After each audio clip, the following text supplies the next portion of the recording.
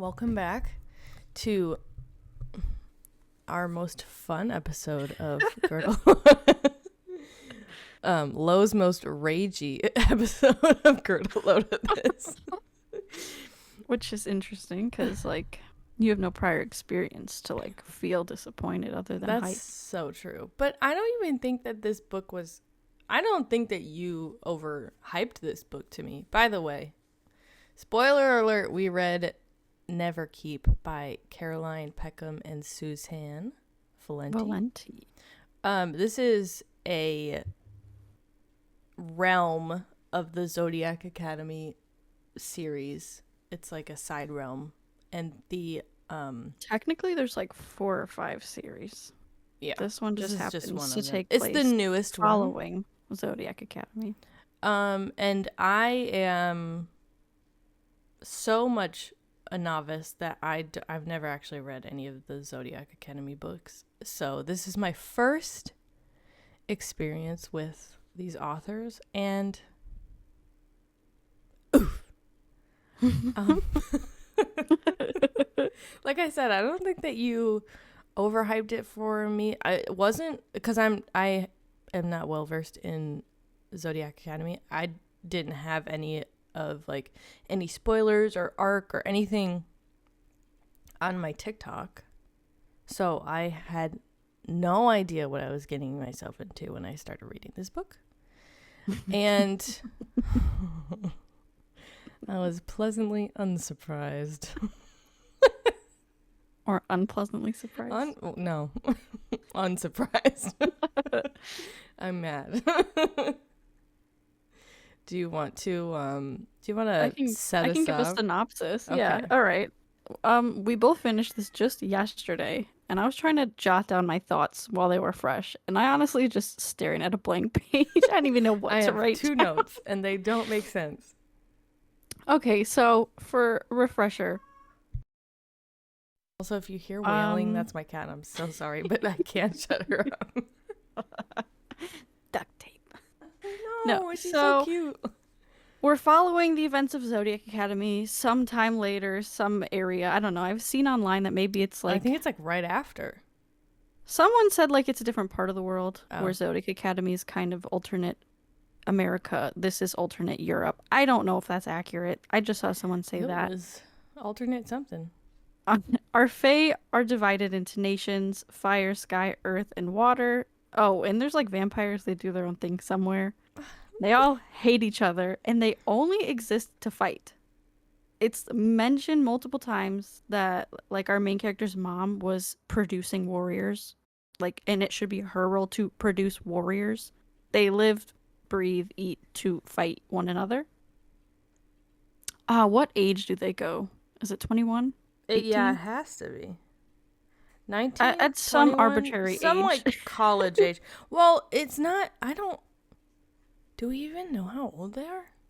Yeah, it says what age they are when they go to Never Keep. I just don't recall what it was. Oh, there was so much going at on. some age, you get to go to this neutral middle ground school called Never Keep, hence the title.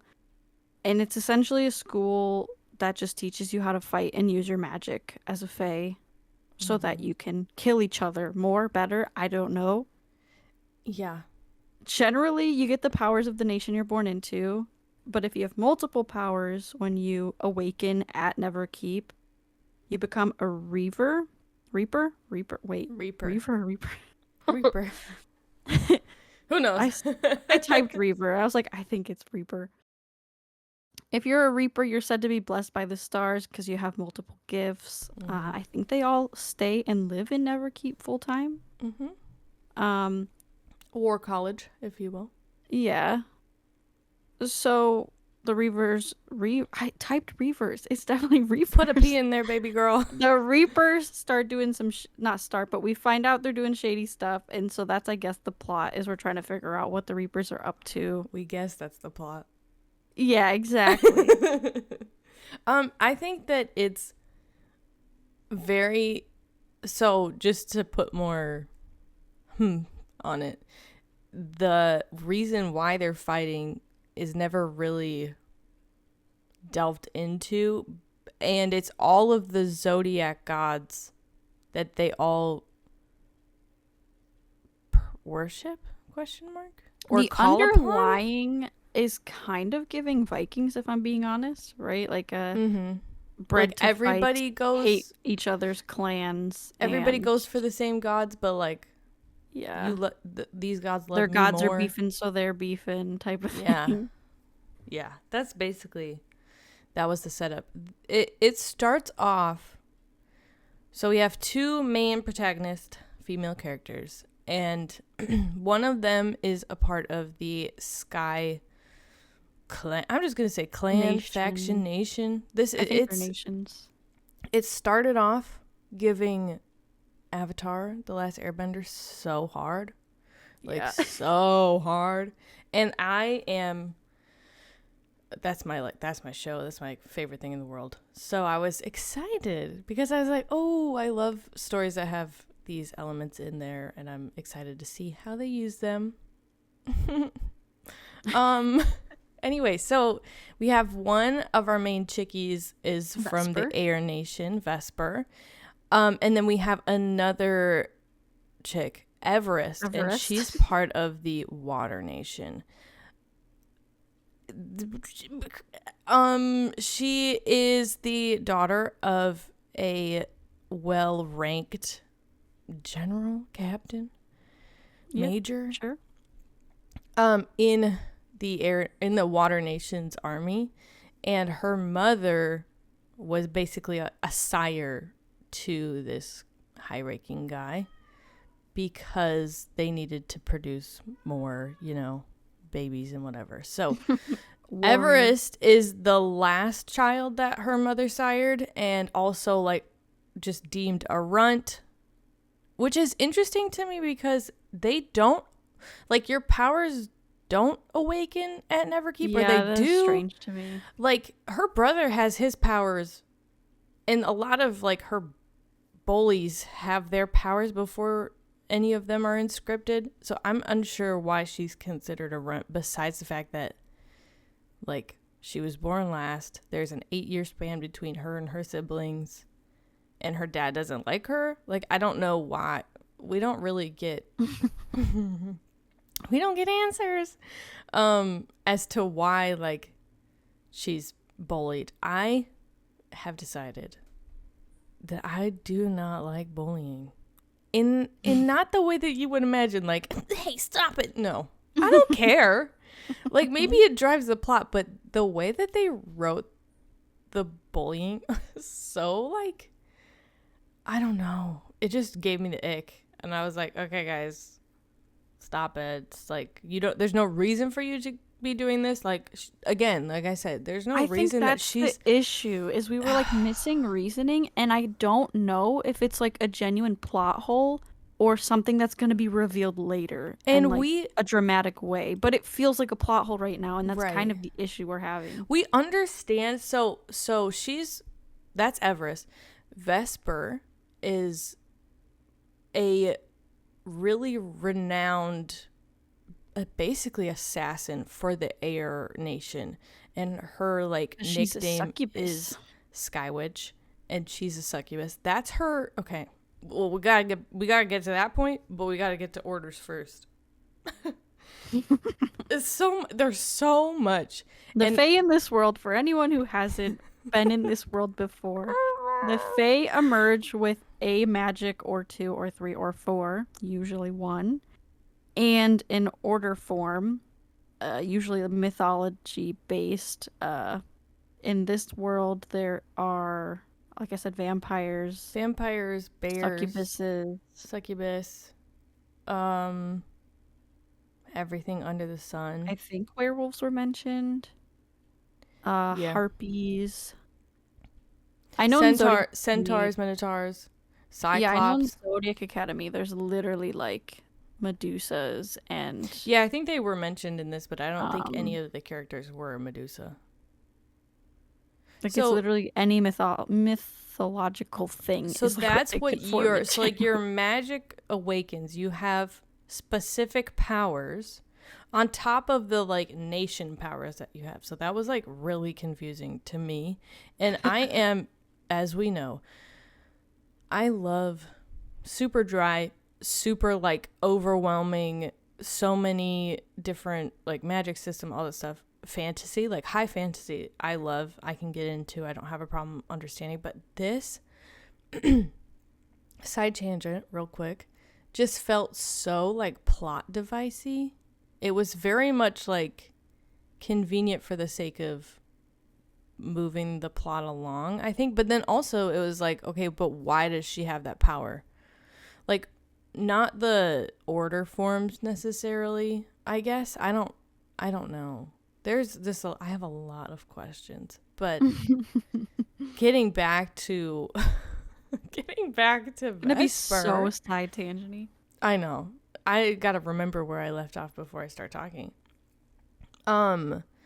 Vesper is a succubus from the Air Nation. She can use blood magic, and she also is like a highly profiled or renowned assassin or warrior, whatever you want to call it. Those are the two main characters, and we start the book off with a 10-chapter battle war fight scene because Vesper has been tasked with espionage. No, I'm just kidding. She's been tasked with retrieving a basilisk person, fae, from the Water Nation. They stole him. They were milking him for his venom, and then she needed to go save him, so she does. She's in really weird cahoots with the prince of this nation, and she basically just but does not in all a good of his way. No. Well, she does all of his like, bidding. Her entire upbringing trying to capture his affections, and then like when she finally gets it, she realizes maybe she doesn't want it anymore. Yeah, because now he's like, yes, you do. You do. Yeah, because he's like, if you're gonna be mine, you're gonna be mine for like forever, you know. And not in a cute way. No. I think I messaged you, or left a comment on our fable for that chapter. Yeah. That it was their interaction was very much giving those TikToks that people do when they have like their husband or boyfriend read I hate like a dark so romance flirt line or whatever, and it like, comes across I had so to unfollow someone the other day setting. because her husband wouldn't stop touching her neck in the middle of videos. I was like, can you calm, like, we are here watching this. Can you calm down? I don't care if you're trying to reenact a scene. Please. Yeah. It's very much giving that. And also, to preface, this may be why I didn't really, fall in love with the characters or like absolutely love this book, Boots the House Down, was because I really don't care for hardcore romantasy. And this, I fear, is just a little bit of plot device and a lot of bit of sound of the bed. So I would agree, especially because we couldn't figure out what the plot was. I couldn't figure out what the plot was book, and we were like, at all. I don't know what happened. I know that a lot of people were touching a lot of people, and that's all I know. And I hate to reduce it to that, but that's just not my that's not my forte. Like, I don't read smut very often, Mom, if you're listening. And I just don't. It's not a good, for me, I'm okay with spice in a book if the plot or surrounding it is meaningful and also is actually like accurate and drives the story along. Like, I don't feel connected to any of the love interests. Love interest, if you can say that. You can't see me, but big ass air quotes. Love interest, because I don't think any of them were in love, and I don't think there was any sort of like enemies to lovers. I think it was enemies to bumping uglies, and it was not fun. And I think I had mentioned to you, so what is the name of Vesper's love interest? Not the prince, Cade. the other Cade. Yeah, Cayde, Cade.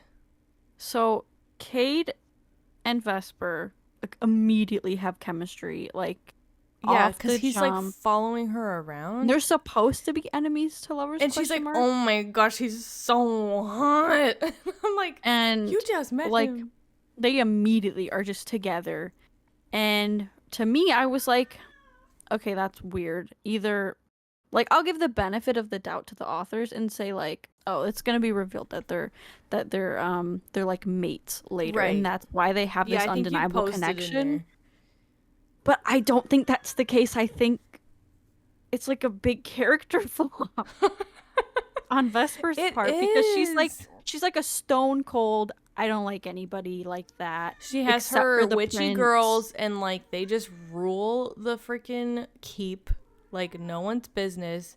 And then all of a sudden, she's down bad for someone who was like stalking her to begin with, ruining her mission. And he's It's not even giving like. fated mates or Also, he calls her character flaw. in the beginning of the book. I'm glad they like stopped doing this. He calls her, is it like sweetheart, like too many times in the first like 4 chapters. And I was like, okay, you can use other endearing, you can use like other pet names and make it like more original than just every single time he's supposed to be like bantering, just calling her sweetheart, like in like a condescending way. Oh my goodness. Yeah. You've I clearly never read am Poe. really and here's the thing. The only relationship that I was rooting for, spoiler alert, was Everest and Harlan. But then so we go to college. We have this big fight scene. Let's set the story up. We have this huge fight scene, 10 chapters, mind you, dual POV. Everest's mom gets killed by a flame. Okay, let me just also tell you what the names of these nations are so that we can talk about them and it will be a little bit more coherent. More coherent than the Fire Nation. Well, Rain Carver is the water people, Sky Forger, Stonebreaker, and Firebringer or Flamebringer. I couldn't remember that one. I think I just wrote it down. Anyway, Fire Nation hot guy kills mommy. Wah, wah. And then what's her name? Vesper brings back the snake that she was supposed to her princey guy. And then it's a flash forward a whole year. Basically, yeah. Like, we have this huge fight scene. We don't know what's going on. We don't have any ties to any of the characters besides the fact that, like, Everest knows she loves Harlan. We're getting to know that as she's talking about him. And then Vesper knows that she wants to be with the prince. Those are the two things that we glean from that whole entire 10 chapter opening. Then, boom, flash forward We're at 1 year. We're at Neverkeep. But Everest's half brother, second brother, full brother, I don't know. Half brother, I think. Half brother is like actively bullying her with his friends, but like not just like a freaking idiot and then like slamming her head into the wall, like straight up like sparring with her the entire time. It took me out of the story so often because I was like, that is just not like it's just not a plot device, but two, like, we don't have any reason for him to be doing that. She's not even a threat. She's not even a threat. She shouldn't be a threat in his eyes, and that's the problem. And also, like, kicking a baby deer is just like not a funny plot device. Like, and it's just again, not... like you shouldn't compare books to books or whatever, but like just looking at Zodiac Academy, because that starts with a bully romance, isn't it? It starts with really heavy bullying, but it's plot driven, and technically they are a threat. Like, there's a lot of reasoning behind it, and it is very, very plot driven. This was just like, I'm gonna feel out of try place. to actively kill you the entire time we're in a scene together, and I just didn't like. It just slowed the plot for me. So I'll be honest, because we're at essentially a college for magic and fighting. It did not feel like it. No. Zodiac Academy, you go to class with them and like you are in a classroom. We got blurbs Fourth of wing, like we're in a classroom Yeah. watching a projection of a dragon. we got to know. I was like, where's the academia we got aspect? to know about. Well, we were told about certain professors and what they did. But it was just like they were roaming around the castle, and then it was like, oh, this is Professor so-and-so. They taught me da-da-da. We spent a quarter of Everest POV in a fabric store. With some weird leprechaun freaking pirate guy whose accent, by the way, we listened to the audio. And this chick, I commend her for her work. But her pirate Irish accent was just devastating. I think I like almost went like, because I was listening to this, like I almost had to go back to the book to read Mavis's part because I couldn't even handle it. Where did he come from? Where did he go? Who the frick is he? Oh, it's Mavis, a freaking leprechaun who just comes out of nowhere. It's like almost like a night market or something. It sounds like It's a fabric store. No, but he is not there all the time. Like the store, the way that she said it is like the stores are not there all the time. Wander something or other. Wander Market. I don't remember what it's called. I'm not going to lie. Anyway, there's like this weird pop-up shop every once in a while.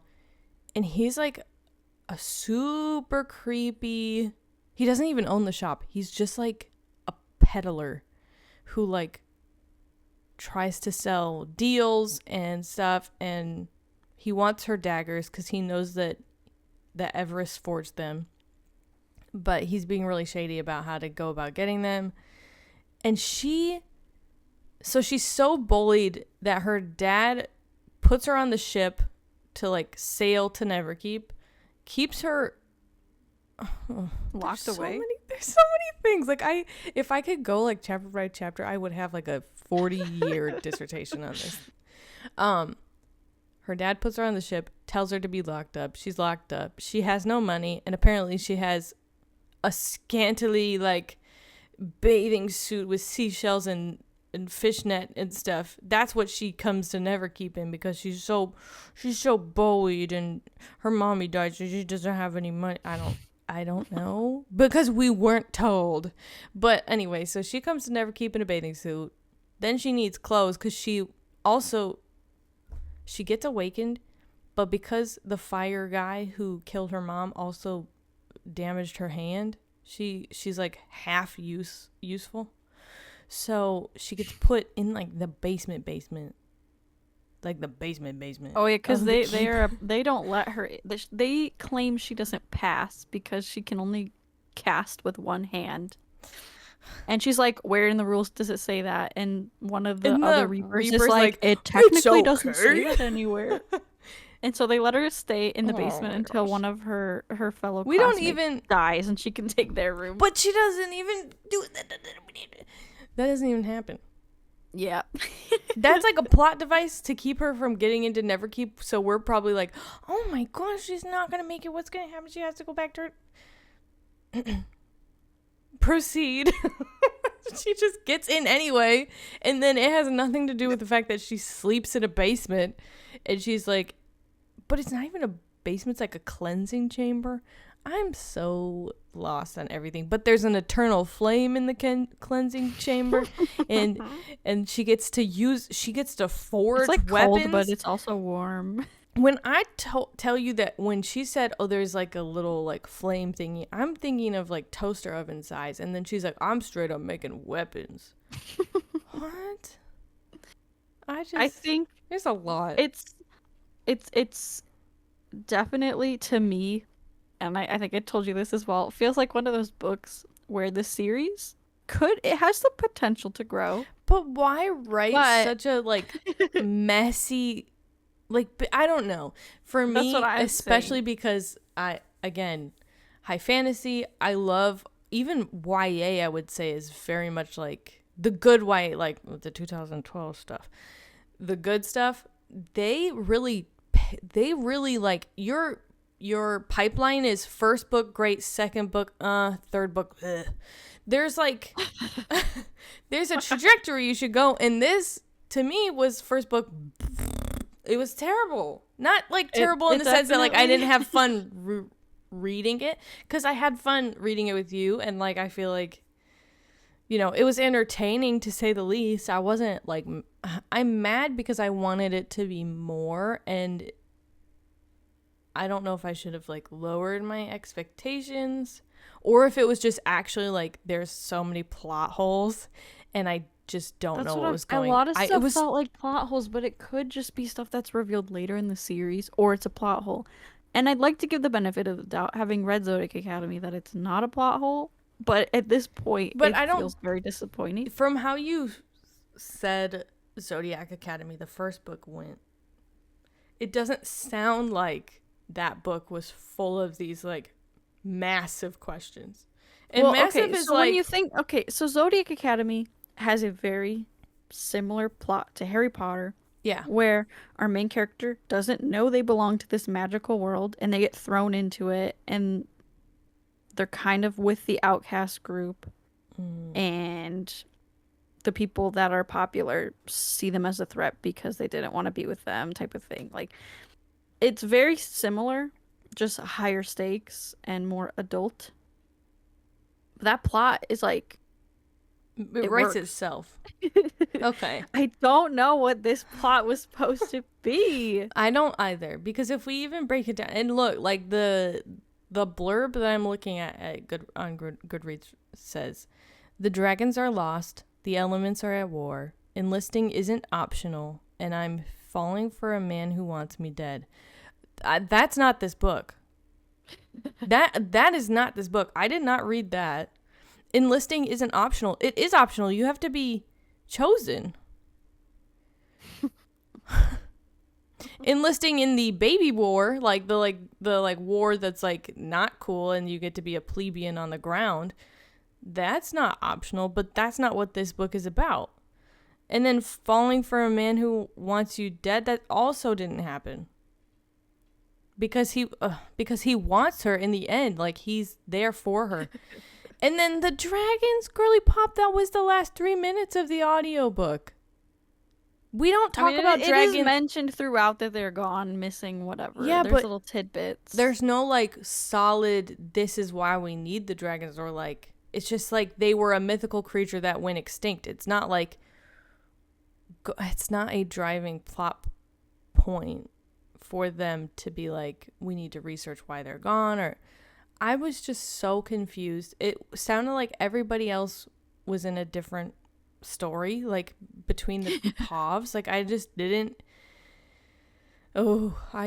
one of my biggest issues was that it just felt so illogical to me. Mm-hmm. Because, like you said, it's not super delved into why we're fighting this war, other than like, because we've always fought, we're going to keep fighting. Right.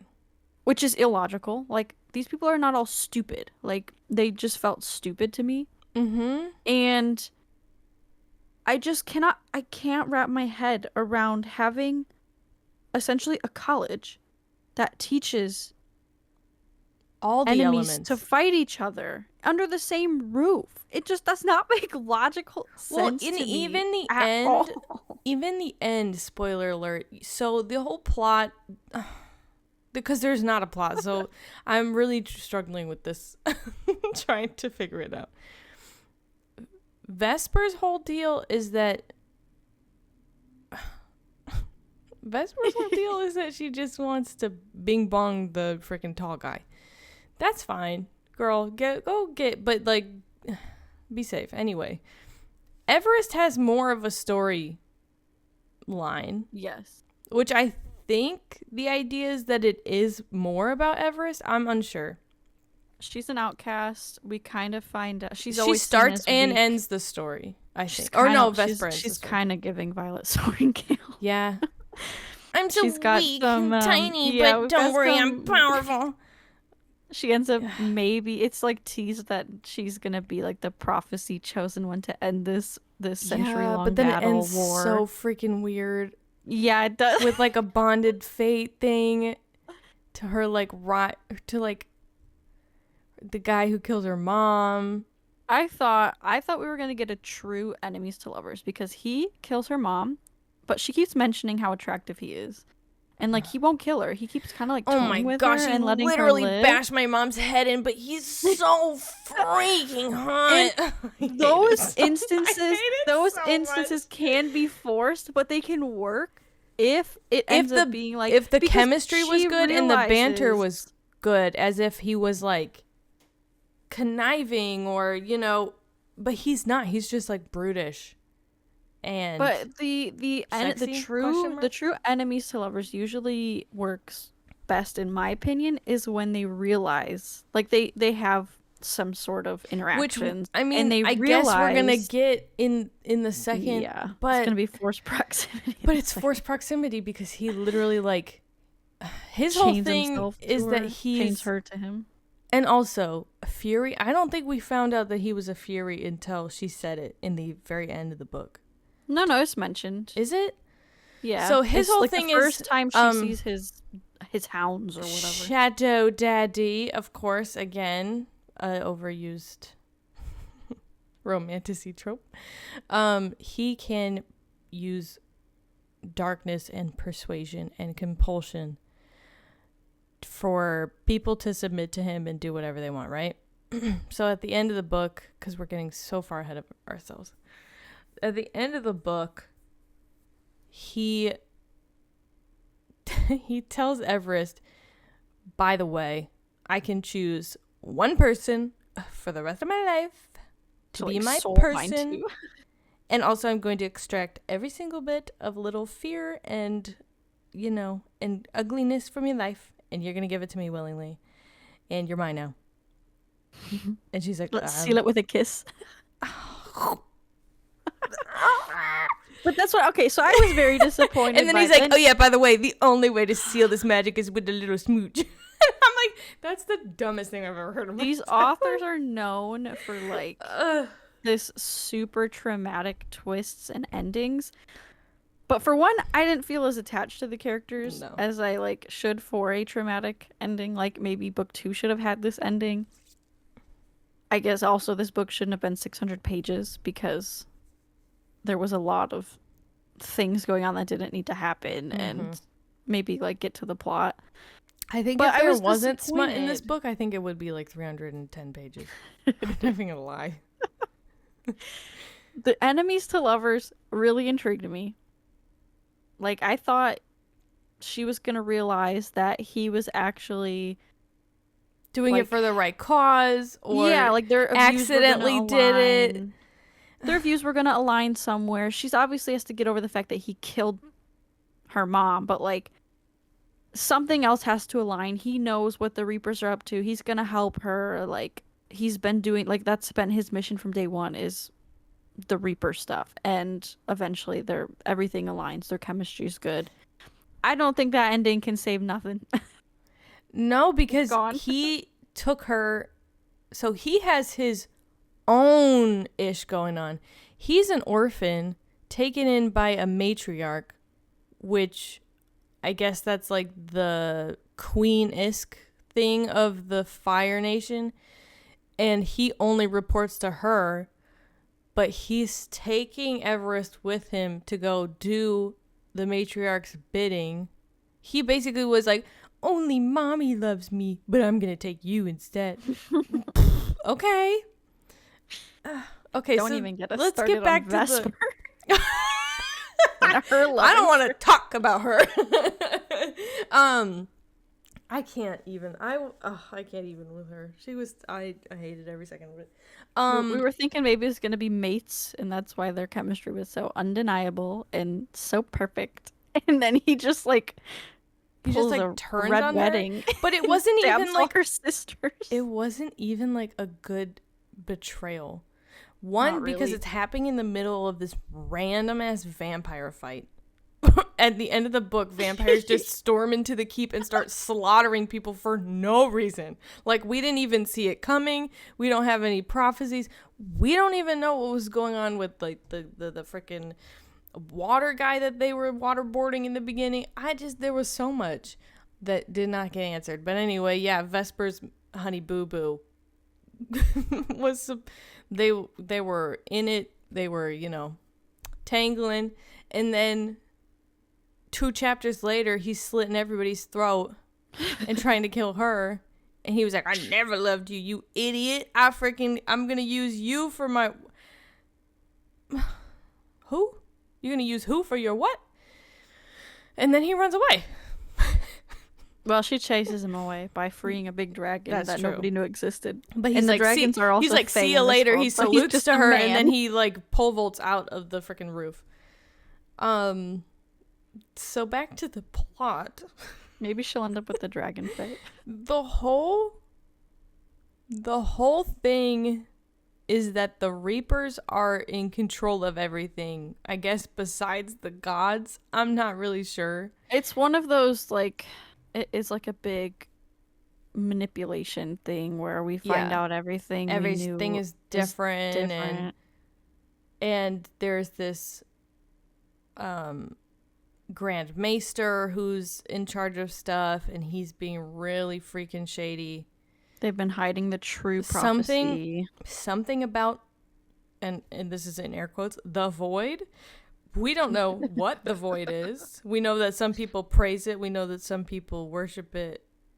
And then other people and are Everest is it? And then, yeah, Everest is the void. And Kaiser is the one who knows that, but won't tell her. Because he can't tell anyone. Won't tell us, and it's very But annoying. he knows that she is, but he killed her mom, and he didn't... I don't... Listen, Caroline. Listen, Susanne. We need to have a conversation about plot devices. And again, like, the ending was twisty, traumatic, whatever. Oh, yeah, it was a fun ending, but I was like, okay. So, like, it was like... And all that for what? Like, not even freaking Mavis. I thought Mavis was going to turn on her day 2. And he didn't. He didn't do anything, like, super shady, I guess. I don't know. He was, like, not great, and she tried to stab him. For 600 pages, I feel like we just shouldn't have so many open-ended. I know it's a series. Like, it's a planned series, but, yeah, but nothing's, they, like, enticing me. Yeah. Nothing's like, oh my gosh, that's so interesting. I feel traumatized. You're supposed to. That's kind of their... But not in, like, thing. a traumatized, like, I can't wait for the next book. I need to know if... I feel like... What just happened? Because technically, Everest is my favorite. I don't like... again, I don't like spicy stuff. It's not my favorite. So, Vesper is dead to me because she's, like, making everybody get on their knees for her. And that's annoying to me because I don't want to read about it. So aside from her being like too much and like overtly sexy, whatever. If that's a plot point that gets people going, then that's fine. I don't like her. I'm not invested in her. I don't care about Cade. I don't care about her powers or where she fits in this because she just uses blood magic and she's sexy. Whoops. Oh my gosh. That's so intriguing. Everest, on the other hand, I am intrigued by because she fell in love with her best friend from her past life, and back in the nation of water. And then he goes missing week 1. We do not see him until chapter 43. And the entire time I was like, where is this boy? I need him back here. Because they have a little kiss, they realize they have feelings for each other, and then he just goes away because he is, I was going to say duly endowed. That sounds so wrong. No, he has double powers, so he automatically becomes a Reaper, I guess, or is like trained to become a Reaper. He's a student for the Reapers instead of with the other And then we find him, and he's being tortured, but it's like a part of the plan. And he's like, no, Everest, go away. I love you. You can't be here. And then her I want to be a Reaper. Flame daddy is like, oh, by the way, you're mine. And then we just don't see Harlan ever again. Like, he just kind of like walked he's off just stage. like, okay, my time has come. Yeah, he like exit stage left. And we don't see him. And we're not, like, she's not fighting to get him back. I don't know. Anyway, I was rooting for that. I thought we were gonna get to see more of that, like, well, they won't, they tug, they pull, because he's not allowed to be around her in the keep as a Reaper. But I thought we were gonna get a little bit of like sneaky sneak forbidden love kind of thing. No, nope. That's it. Go home. And you had said something like things were just there for the sake of moving the plot, like just plot device. Yeah. What's it? Galump? Oh, what is my God. What is his name? Galump. He just appears like in the middle of the book. Like there's 40 chapters. He just appears in chapter 20 out of nowhere. If anybody's a Potterhead here, just picture Grop from Hagrid's brother, the big guy who looks dopey. That's exactly what I envisioned for this guy. Glump is a buffoon. How did he get into Neverkeep if he's described and acts this way? He actually has, like, his dialogue makes him sound like he is special needs in some way. It's crazy. But then, and he's getting bullied, right? Like, nobody likes with him. That guy, blah, blah, blah. But he's there. So, like, and she finds an endearing relationship with him, but yeah, he doesn't. He could turn into something. She said that he has, like... Well, he would have an order form of some kind. He has an order form. I couldn't remember if it was a bear, because also what's his name has a bear. Like, I couldn't remember which one it was, but he has an order form. I think she said it. But he's just like... Yeah, he doesn't understand sarcasm. He just is, like, very slow. And he wants to, like, stick by her side and protect her, which is nice. But where did you come from and why are you there? He shows up. It doesn't make sense. He's, like, super important. Like, saves her, helps her, does all this stuff. Like, helps her spy on the Reapers, right? Like, he's there for some of that. Mm-hmm. For, like, 2 or 3 chapters. And then he's never mentioned or seen for the second half of the book. 20 chapters later. We had no idea where he went, what he, like...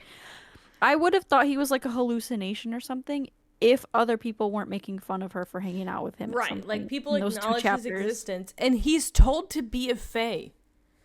So I'm just like, in my mind, how do you get, unless you're like a janitor, which he's not. He's very much like a participant in the war college. He's like a student. The frick did you get there? And it's not like himbo energy. I guess maybe it reads that way if you were to read it, but in the audiobook, he very much is like a slow buffoon. Like, he's like dumb as hell. Which is I think that's a disservice to the character, but like, because exactly, all heart no brain. It's giving Hodor, and that's not fair. Yes, which is sad because I love Hodor. But it's like, Hodor didn't deserve what happened to him. So does Galump, but I hate Galump. Where did he come from and why is he there? That's the reason why I don't like him. Don't understand his plot doesn't make sense. I want to know why he just shows up one day. He appeared when it was convenient, and then she's swimming in this like random pool in a random hallway wherever, and he just comes. He's like, I like water. Okay, literally. No, I'm not being facetious. That's actually how he sounds in the book. What? Okay, great, Glump. What's up? And then he's like, I'm gonna follow you everywhere. And she's like, oh, you really don't need to. And he's like, no, I am. I like you. And that's literally what happens. And then he disappears for the whole book. Like, we're going to find out someone murdered him. Oh my gosh, I can't. And then she's going to feel, like, terrible because she just was like, I don't remember. We were really close for a day. And then I never saw him again. And I didn't think to look for him. But also having this, like... I don't know. It's such a disservice to his character, being like he's the one who's going to get her in trouble for like sneaking around because he's so oafish. Like there's just no reason for that. If there was so like it kind of reminded me in a way of in Skyward, which you'll probably never read, but maybe you will. she finds a AI, which is very much like prohibited in the world that she's in, and the AI doesn't understand, because he's AI, he doesn't understand feelings or sarcasm or stuff, so he just says stuff very bluntly, and it's intelligible, but it's not necessarily like how a human would go about talking. And this gave me that kind of vibe, but it very much to discredit Galump instead of like making him a sidekick who might make things hairy. It's just like he's stupid and he's following her around to make you feel And I think that's why he got cut out, but like it's not explained why he got cut out. He's just not there anymore, and she doesn't like look for him. No, she doesn't. Like, where'd he go? I don't know. Like, He's I have gone. yeah. He She has this like little shoulder dragon, which doesn't, and then it's that whole thing. The shoulder dragon is essentially the chameleon entangled, but it belongs to the fire guy. And he's this, but we don't find out why this little shoulder dragon's following her around, and we don't know if he's the spy. Like, if Kaiser, I mean, he does try to. says it, He does bite other people. his master, if you want to call it, when he's when he's like hurting her. Doing. But yeah, that's he was, like hurting her at the pet. end, and the dragon was biting him. Yeah. To make him stop. So we find Blue. That's the dragon, which I guess there's a Zodiac. Is a huge tie, Easter egg, something. To Zodiac Academy. Zodiac Academy. Gallup says, like, blue is you or whatever, and that's like a big deal in Zodiac Academy. Which fell really flat for me because I was like, okay, of course you make the stupid guy name the freaking dragon who's blue. That scene was the only time I felt something reading this book. Yeah, I was like, that's so if stupid. that gives you any context. But yeah, so basically dragon. So they show up at the same time because she's chasing they say lizard, then they say it has wings and it flies and it has teeth and 4 legs. I'm like, that's a baby dragon, but okay. Anyway, lizard. She chases this lizard through this massive drain. When she's swimming, she meets Galump. Then the lizard shows up and he's like, oh, you could fit in there. And she's like, yeah, I know I could, but like I'm not going to. And then he was like, let's go. So then they go find the little lizard, and the lizard's in a cave with the dragon, and then there's reapers right next to the dragon or around the dragon, and they're doing yeah. So anyway, plot device. Glump. This book, this series could get better. It has potential to get better. I'll let you find out for me. I don't know if I'm going to continue. I know you've said you're not planning to continue. I but wouldn't it's unless I get like super. Sorry, I shouldn't be leaning back. Unless I get super invested in. Like if I Zodiac read Academy, I'm like, oh my gosh, it was so good. Right, or like I get more into. But like, I would their say writing. it's a disservice even after Zodiac Academy. The writing is sad. improved because it is like, obviously practice makes perfect. The writing itself is improved, but. And there was other reviews that I saw where people were saying not to compare stories or anything, but it just didn't feel like they're like it's kind of like a we know you could do better. Like reading, because like I said, there's like 4 other series that are all intertwined. I've only ever read Zodiac Academy. Lots of people have read all of them and love everything, and even they have said. This doesn't feel up to caliber with their other work. Interesting. Like it feels. That just makes me sad because subpar. it's like, are you just relying on your source? So again, maybe none of the plot enthusiasm? holes are plot holes, and book 2 is going to be really good, and it's going to be one of those series where you recommend it to someone, and you're you like, just have to like, get through book 1. Like just get through the first one, please and the don't rest is listen to really the good. It gets better. Also. So the audiobook has 2 narrators, a female and a male narrator, and they're married in real life. Yeah, and the last chapter is when you get a male POV, but it's not even the main characters.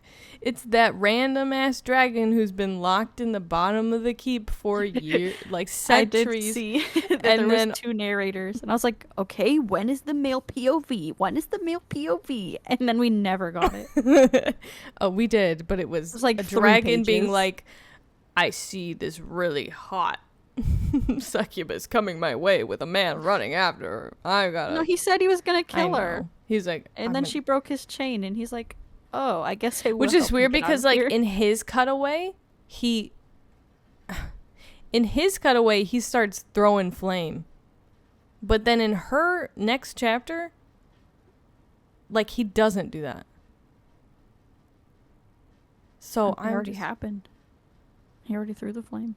No, but she comes up to him before that.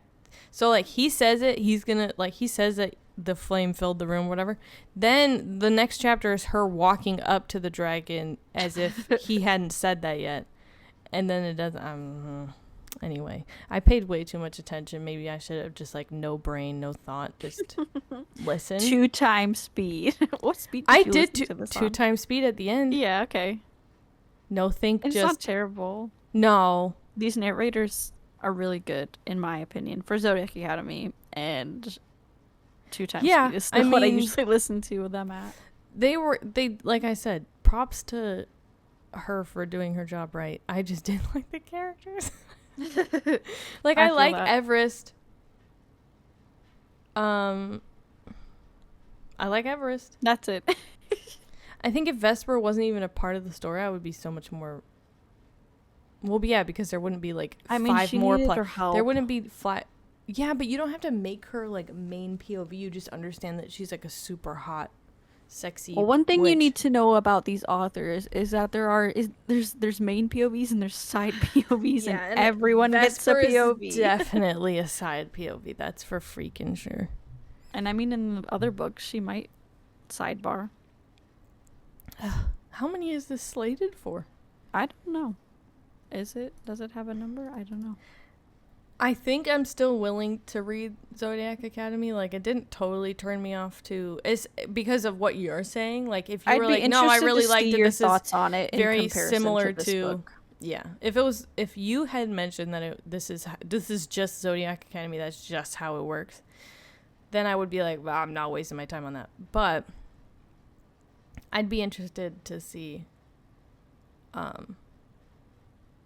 don't know. There is elements of it where I think this is just, like, a background book for me. Like, I don't think I would devote as much time to each book as I did for this one, just trying to, like, get through it. But it's like nice trash TV. Like I said, I didn't have a bad time reading it because it was really funny to, like, talk to you about it and then, like, obviously have my own thoughts. And there were instances of comic relief, some that, like, really fell short for me or, like, made me roll my eyes, but just overall, like, I am the type of person who needs very solidified, not even, like, I can deal with a plot hole for the sake of a next book, but these were, like, I love a dramatic reveal. Oh yeah, but there was too many where I'm like, okay, right, like, we're talking like end something? Of, because okay, so this is how bad this book was for me. I would rather read Iron Flame again because I thought that was way more worth the trudging than this was. Does that make sense? Like, I was, you know what, so much. It's giving for me. Yeah, it's giving Dune Part 1. Like, there was so much that happened. Yeah. Nothing was answered. So like, much I don't know who the longest thing ever for no reason. And then random flashbacks to the love of your life. Maybe wait for book 2 to get your answers. Maybe you still will never get them. I don't know. Dune 2 or read Dune in general, but I don't even know what happened in them. I didn't like them. I just liked them for the visual and, like, the soundtrack. But that's me.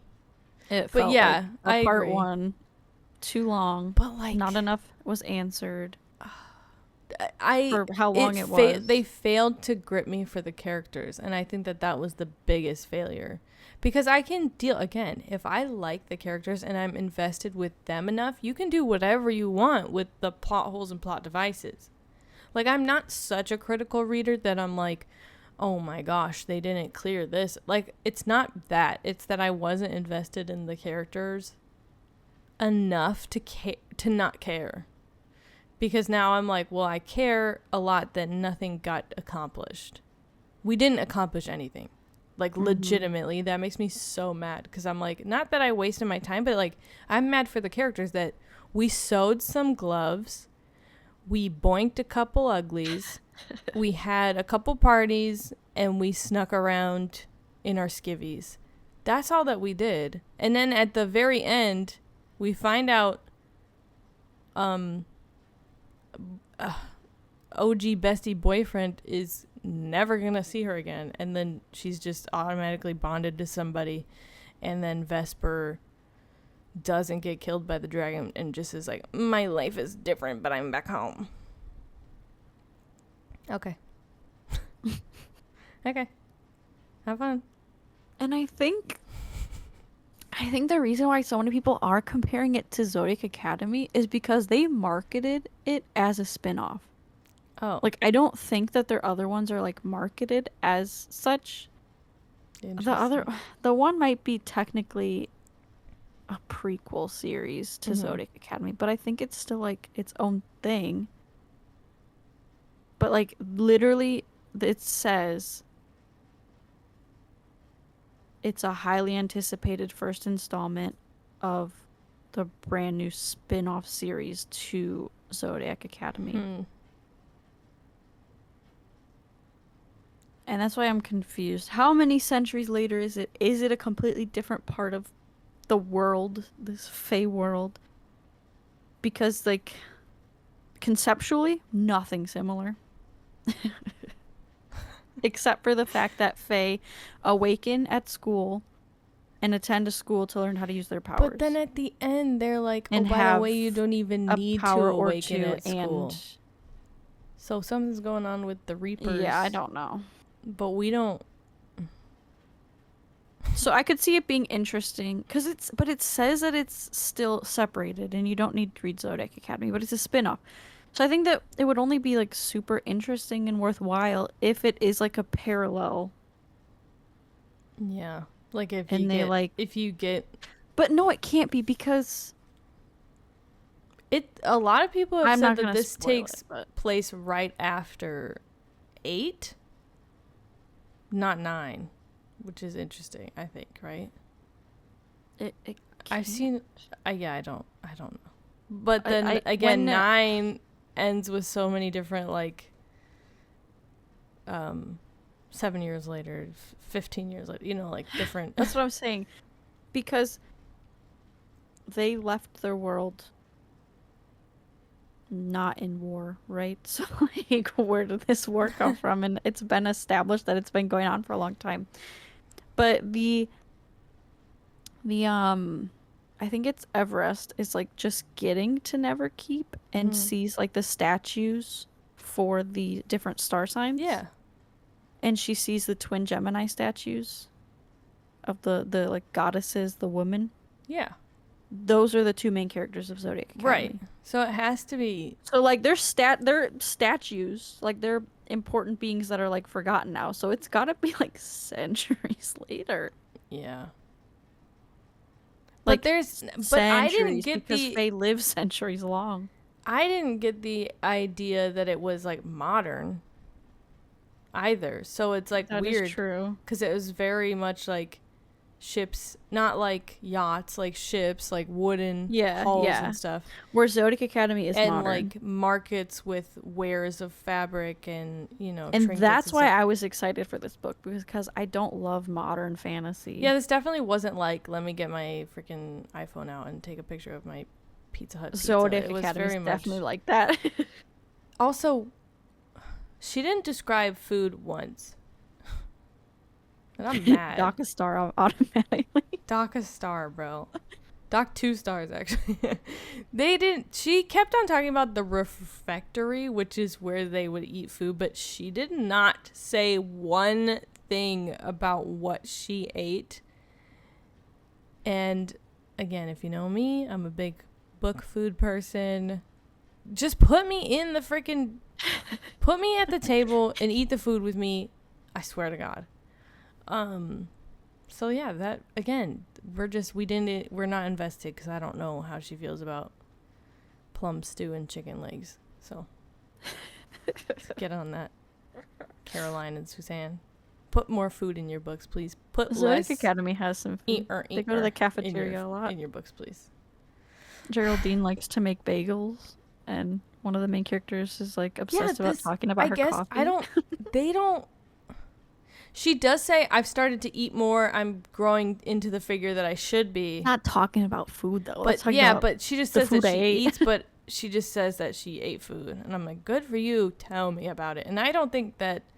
I'm convinced that Vesper doesn't eat anything. Besides, there's an obvious innuendo I can make here, and I'm not going to make it. You'll put the words together. You got that. And blood, that's all. So I don't really think she eats anything. Disappointed. Not enough to DNF. Like I said, I had a good time reading it, but I'm just like in my Fable review, well, I have it just like, I need a minute. Like I need a minute to take in what I just went through. It was just like the lack of plot, I think. And it was weird because it would like ramp up so intensely. You're like, surely now I'm gonna get some plot. So that's the thing, like it kept me like, I felt like I was on a seesaw. Like it kept me going back to see if there would be a plot, but then there just ended up not being any like, oh, we're doing this because this. Like I have no idea how the vampires got into the keep. Because do you remember? Because I don't. That's what I'm saying, though. It was so long, but, like, they didn't talk about food. They didn't talk about, like, they didn't introduce things well or, like, exit things well. We didn't get to go. We got to go to one class, and it ended up with a member of the male body getting eaten by a fish, okay? That's how we ended that class. And that class was, like, water surfing, which for the water nation is already something they can and should do. So I was even more confused. Well, now they were doing it with their powers instead of just balancing on it. Yeah. I guess. But we didn't get to go to class. We got to go to a couple slutty parties. We walked around everywhere in the cold.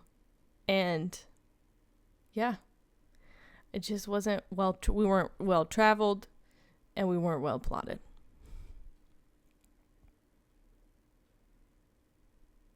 But it wasn't as bad as Reckless. It wasn't a bad... Well, I haven't read Reckless, but it wasn't as bad as... There really was no Divine plot Shallows. Because there was... The plot was not satisfying in that book. There was plot. It just wasn't what I wanted. This book, I wanted plot. That's why I'm like... I'm mad. Because I wanted plot. And I, I feel like I should have gotten it, and I'm sad. Because it could have been a lot better if there was actually something solidified and we're willing to root for. Because they don't have to give up everything about the Reapers right away, but we went through so much of nothing. Trauma is only traumatic if you have anything invested in it. And I didn't really have anything invested in it. Right. So it's only so scary. It can only be so scary that she's being whisked away by this guy who killed her mother, and like she's his now. Like she is like, he owns her. That can only be so scary if you were scared of him and sorry for her. Like we didn't get enough of that besides the fact that her dad hates her, her mom died. But it's even like there's no stake in the game because we don't exactly like her dad is just big disappoint. That's it. And her mom is just big dead. That's it. We don't give. And then for Vesper it's just like Big Prince. I want to say so many words, but I don't want it to be explicit. Anyway, Big Prince need touch. That's like it for Vesper. And she does and then doesn't. Like, she does want his affection, and then she realizes that that's not the type of affection I want. Then she goes for this other guy who's the same freaking thing. Saw that from a mile away.